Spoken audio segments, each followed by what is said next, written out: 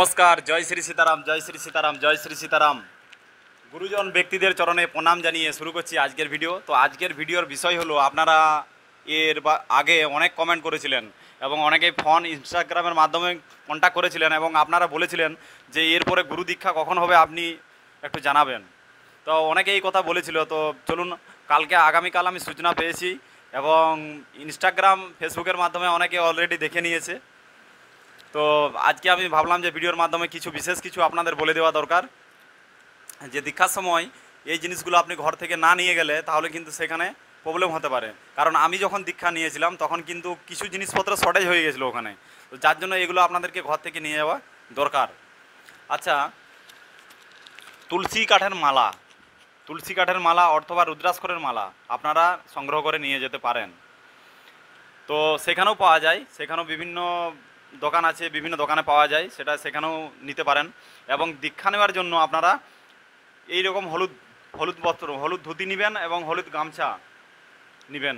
এরকম যদি পাড় থাকে তাহলে চলবে, কিন্তু এই কোনো ডিজাইন ফিজাইন এর সব অ্যালাউ নেই। তো আপনারা এটার দিকে ধ্যান দিবেন। হলুদ বস্ত্র আপনারা নিয়ে যাবেন। পুরুষদের জন্য হলুদ বস্ত্র হলো ধুতি আর গামছা লাগবে, আর কিছু লাগবে না। আর মায়েদের জন্য কাপড় লাগবে, শাড়ি লাগবে আর কি। হলুদ বস্ত্র টোটাল যেন হলুদই হয়। পাড় যদি এরকম থাকে সেটা কোনো কিছু অসুবিধা নেই, কিন্তু হলুদ বস্ত্র যেন হয় সম্পূর্ণ হলুদ। একবার আমি দেখিয়ে দিই আপনাদেরকে, অনেকে বুঝতে পারবে না। এই দেখুন, এরকম হলুদ বস্ত্র চাই। আর বিশেষ করে অনেকের এই প্রশ্ন যে কোন দিন যেতে হবে বা ওখানে রেজিস্ট্রেশন করতে হবে কি না। হ্যাঁ, দীক্ষা এবারে লিমিটে হবে। কতজন? 400 জনের দীক্ষা, 400 জনের আশপাশে দীক্ষা দেবে, লিমিটে হবে, সেটার জন্য রেজিস্ট্রেশন করতে হবে। তো গুরুজি বলে দিয়েছে 29 জুন, 30 জুন ধামে দিব্য দরবার লাগাবে এবং 1 জুলাই ধামে দিব্য দরবার লাগাবে। আমি আরেকবার রিপিট করে আপনাদেরকে বলে দিচ্ছি, 29 জুন আর 30 জুন, 1 জুলাই গুরুজি দিব্য দরবার ওখানে লাগাবে। আচ্ছা, এরপরে যে দুদিন মহোৎসব হবে, 3 তারিখ আর 4 তারিখ ওখানে মহোৎসব হবে। তো মহোৎসব হবে, তারপরে 5 তারিখের দিন 400 লোককে গুরু দীক্ষা দিবে, 400 জনের আশপাশে লোককে গুরু দীক্ষা দিবে। তো অনেক সময় কি হয়, আপনারা এটা ভাববেন না যে 400 জন মানে 400 জন লোককে দিয়ে দিবে, আপনারা সুযোগ পাবো কি না। না, সুযোগ নিশ্চয়ই পাবে। 10-20 জন ইধার উধার হয় বা অনেক সময় বেশি কম লোক হয়ে থাকে, সেগুলোকে গুরুজি তো ওনাদেরকেও ফেরত কখনো দেয় না, রেজিস্ট্রেশন করে দীক্ষা দিয়ে দেয়। এরকম আমি দেখেছি, অনেক সময় হয়েছে। তো আপনাদেরকে রেজিস্ট্রেশন করাতে হলে কবে যেতে হবে? তো আপনারা, যেহেতু আমি আজকে বলছি, তাই অলরেডি আজকে মানে এই সূচনাটা আমি কালকে ফেসবুকের মাধ্যমে এবং ইনস্টাগ্রামের মাধ্যমে দিয়েছিলাম, তাই কালকেই কিছু মানুষ টিকিট বানিয়ে নিয়েছে। তো আজকে কিছু মানুষ যাচ্ছে ওখানে, আমাকে রাত্রে আমার সঙ্গে কন্ট্যাক্ট করেছিল। অনেক মানুষ আজকে তো চলে যাচ্ছে, আজকে 27 তারিখ, তো আজকে অনেক মানুষ বেরিয়ে যাচ্ছে। তো যারা যারা দীক্ষা নিতে চান তাহলে আগের থেকে গিয়ে আপনারা আজ কালের ভিতরে বা 29 তারিখের মধ্যে ওখানে পৌঁছানোর চেষ্টা করুন। 29 তারিখ 30 তারিখের মধ্যে ওখানে পৌঁছানোর চেষ্টা করুন, কারণ 1-2 দিন আগে থেকে রেজিস্ট্রেশন করতে হবে ওখানে। কমসে কম 1 তারিখে হলেও পৌঁছানোর চেষ্টা করবেন, পৌঁছে ওখানে রেজিস্ট্রেশন করবেন। আগের থেকে পৌঁছালে কি হয়, তাহলে রেজিস্ট্রেশন হয়তো যদি বেশি ধরুন 1000 লোক রেজিস্ট্রেশন করার জন্য যাচ্ছে, সেখানে হয়তো আপনার নম্বর আগেই হয়ে গেলে আগেই আপনি রেজিস্ট্রেশন হয়ে যেতে পারে। পরে যদি 400 জনের ওভার হয়ে যায় তখন হয়তো এরকম বলতে পারে যে এখন আর নেওয়া হবে না, এরকম যদি কিছু বলে। সেই জন্য আমি আগের থেকে যেতে বলছি। যারা দীক্ষা নিতে চাইছেন, গুরু মন্ত্র দিবে, গুরুজি বলে দিয়েছে। তো আপনারা দীক্ষা নেওয়ার জন্য যেতে পারেন। আর কি নিয়ে যেতে হবে দীক্ষা নেওয়ার জন্য? হলুদ বস্ত্র ছাড়া আপনারা তুলসীর মালা বা রুদ্রাক্ষরের, পঞ্চমুখী রুদ্রাক্ষরের মালা আপনারা নিয়ে যেতে পারেন। এছাড়া আপনারা